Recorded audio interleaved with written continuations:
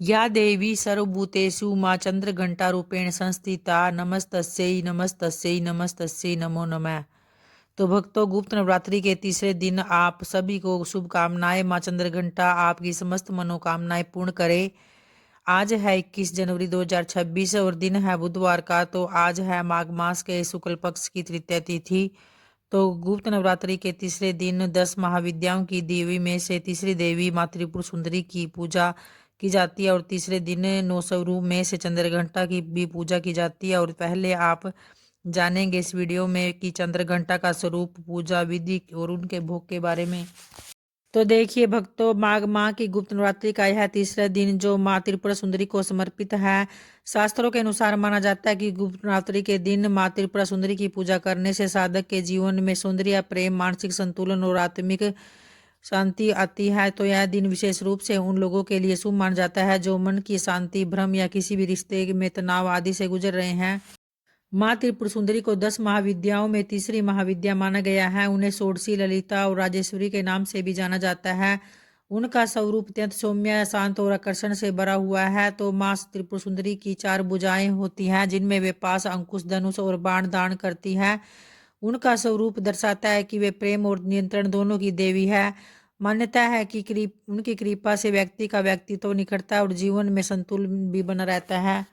आइए अब जानते हैं माँ त्रिपुरा सुंदरी की पूजा विधि के बारे में। तो देखिए, पूजा में सबसे पहले आपको प्रातः स्नान करके साफ स्वच्छ वस्त्र धारण करने हैं। फिर उसके बाद पूजा स्थल को साफ सुथरा गंगा जल छिड़क कर उसको शुद्ध कर ले और लाल कपड़ा बिछाकर माँ त्रिपुरा सुंदरी की प्रतिमा उस पर स्थापित करे। माँ के सामने एक दीपक, घी का दीपक जलाए और माँ को लाल फूल, अक्षत, कुमकुम, मिश्री और सुगंधित पुष्प अर्पित करे। इसके बाद माँ का ध्यान करते हुए मंत्रों का उच्चारण करे। पूजा के दौरान मन को शांत रखे और किसी भी प्रकार का दिखावा आपको नहीं करना है, क्योंकि गुप्त नवरात्रि में साधना को गोपनीय रखना ही श्रेष्ठ माना गया है। और अंत में माँ से मनोकामना की पूर्ति की प्रार्थना करे। और माँ त्रिपुर सुंदरी का मुख्य बीज मंत्र है ओम ऐं ह्रीं श्री त्रिपुर सुंदरी नमः। तो इस प्रकार से आप 108 बार मंत्रों का जाप करके पूजा का पूर्ण फल प्राप्त कर सकते हैं। जाप के समय आपको मन को एकाग्र और शांत रखना है। माँ त्रिपुरा सुंदरी की उत्पत्ति के विषय में पुराणों में कहा गया है कि श्री विद्या परंपरा की अधिष्ठात्री देवी माँ त्रिपुरा सुंदरी है। और कहा गया है कि जब देवी शक्ति ने सृष्टि का संचालन के लिए सौंदर्य, चेतना और प्रेम का स्वरूप धारण किया था, तब माँ त्रिपुरा सुंदरी प्रकट हुई थी। श्री चक्र के मध्य बिंदु में उनका वास माना जाता है। देवी भागवत और ललिता सहस्त्र नाम में उन्हें संपूर्ण ब्रह्मांड की चेतना का केंद्र बताया गया है। तो माँ त्रिपुरा सुंदरी की पूजा से मानसिक तनाव, नकारात्मक विचार और अस्थिरता कम होती है। यह पूजा प्रेम संबंधों, वैवाहिक जीवन और पारिवारिक तालमेल को मजबूत करती है। साधकों के लिए यह पूजा ध्यान और साधना में स्थिरता भी लाती है। और मान्यता है कि इस दिन पूजा करने से व्यक्ति के भीतर आत्मविश्वास भी बढ़ता है और निर्णय क्षमता मजबूत होती है। आइए अब सुनते हैं माँ त्रिपुरा सुंदरी की पौराणिक कथा। पूर्व काल में शिव जी की क्रोधाग्नि द्वारा जब दग्ध कामदेव की उस भस्म से गणेश जी के साथ खेलने के लिए भगवती पार्वती जी ने एक पुतला बनाया और उसको प्राणायुक्त कर दिया, तब उस तमोगुणी पिंड में भगवती रमा के द्वारा स्थापित माणिक्य शेखर के जीवन का प्रवेश होने से पिंड ने भयंकर रूप धारण कर लिया और यही बंडासुर की उत्पत्ति का निमित्त बना। जो गणेश जी ने उस बालक का मार्गदर्शन करने हेतु उसे भगवान की आराधना करने की प्रेरणा दी, तो उस बंड नाम के असुर ने श्री शिव शंकर जी की उग्र तपस्या की और उनसे अभ्यावर प्राप्त कर त्रिलोक्य अधिपत्य करते हुए देवताओं के हवीर बाग का भी समय में भोग करना आरंभ कर दिया। तो दुष्ट बंडासुर जब इंद्राणी का हरण करने की सोचने लगा, तो इंद्राणी उस असुर के डर से गौरी के निकट आश्रयार्थ गई। तो इधर बंड ने भी शुक्र को पृथ्वी का और विषंग को पाताल का आधिपत्य दिया। उस दुष्ट ने स्वयं इंद्रासन पर आरूढ़ होकर इंद्रादि देवता को अपनी पालकी ढोने पर नियुक्त कर दिया।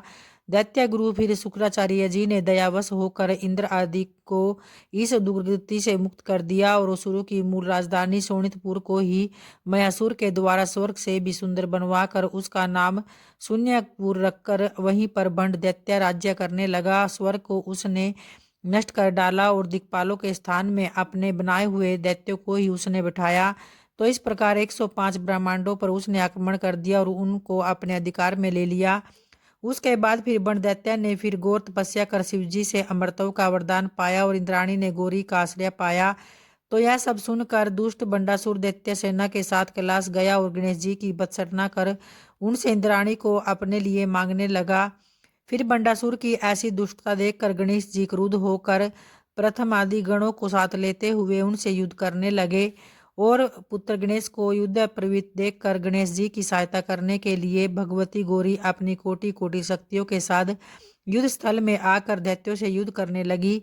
इधर गणेश जी की गदा के प्रहार से मूर्छित होकर पुनः प्रकृतिस्थ होते ही बंडासुर ने उनको अंशाघात से गिराया। माता गौरी से यह सब देखकर बहुत क्रुद्ध हुई और अहंकार से बंडासुर को बांधकर जो ही मारने के लिए उद्यत हुई, त्यों ही ब्रह्मा जी ने गौरी को शंकर जी के दिए हुए अमृतव वर प्रदान करने का स्मरण दिलाया और शिव जी के वरदान का मान रखने के लिए विवश होकर गौरी जी ने बंडासुर को छोड़ दिया। तो इस प्रकार बंड दैत्य से त्रस्त होकर इंद्रादि देवों ने देवगुरु बृहस्पति जी की आज्ञानुसार हिमाचल में त्रिपुरा देवी के उद्देश्य से तांत्रिक महायाग करना आरंभ कर दिया और इसमें श्री सूक्त से हवन भी किया गया। अंतिम दिन जब याग समाप्त कर जब देवतागण श्री माता की स्तुति कर रहे थे तो इतने में ज्वाला के बीच से महाशब्द पूर्वक अत्यंत तेजस्विनी त्रिपुरंबा प्रादुर्भूत हुई। उस महाशब्द को सुनकर तथा उस लोकोत्तर प्रकाश पुंज को देखकर देव गुरु बृहस्पति को छोड़कर बाकी सब देवतागण बधिर तथा अंध होते हुए मूर्छित हो गए और साक्षात ललितांबा को समक्ष देखकर देव गुरु तथा ब्रह्मा जी ने खुशी से स्वर से श्री माता की स्तुति की। श्री माता ने प्रसन्न होकर उनका अभीष्ट पूछा। उन्होंने बंडासुर की कथा सुनाकर उनके नाश की प्रार्थना की। माता ने भी उस दुष्ट असुर को मारना स्वीकार किया और मूर्छित इंद्रादि देवों को भी अपनी अमृतमय कृपा दृष्टि से चैतन्य करते हुए अपने दर्शन की योग्यता प्रदान करने के लिए उनको विशेष रूप से तपस्या करने की आवश्यकता बतलाई।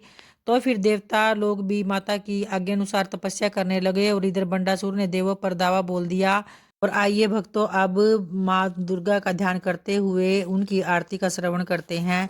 जय अम्बे गौरी मैया जय श्यामा गौरी, तुमको निशि दिन ध्यावत हरि ब्रह्मा शिवरी। जय अम्बे गौरी मांग सिंदूर विराजत, टीको मृग मद को उज्ज्वल से दो नैना चंद्र वदननी को। जय अम्बे गौरी कनक समान कलेवर, रक्तांबर राजे रक्त पुष्प गलमाला कंठन पर साजे। जय अम्बे गौरी केहरी वाहन, राजत खड्ग खप्रधारी, सुर नर मुनि जन सेवत तिनके दुख हारी। जय अम्बे गौरी कानन कुंडल शोभित, नासाग्रे मोती कोटिक चंद्र दिवाकर समराजत ज्योति। जय अम्बे गौरी शुंभ निशुंभ विदारे, महिषासुर घाती, धूम्र विलोचन नैना निशि दिन मदमाती। जय अम्बे गौरी चंड मुंड सहारे, शोणित बीज हरे, मधु कैटभ दो मारे, सुर व्यहीन करे। जय अम्बे गौरी ब्रह्माणी रुद्राणी, तुम कमला रानी, आगम निगम बखानी, तुम शिव पटरानी। जय अम्बे गौरी 64 योग निमंगल गावत, नृत्य करत बैरो, बाजत ताल मृदंगा और बाजत डमरू। जय अम्बे गौरी तुम ही जग की माता, तुम ही हो बरता भक्तन की दुख हरता, सुख संपत्ति करता। जय अम्बे गौरी भुजाचार अति शोभित, वर मुद्राधारी, मन वांछित फल पावत, सेवत नर नारी। ओम जय अम्बे गौरी कंचन थाल विराजत, अगर कपूर भाती, श्रीमाल के तुम्हें राजत, कोटि रतन ज्योति। जय अम्बे गौरी श्री अम्बे जी की आरती, जो कोई नर गावे, कहत शिवानंद स्वामी, सुख संपत्ति पावे। जय अम्बे गौरी मैया जय अम्बे गौरी। जय माता रानी की। धन्यवाद दोस्तों।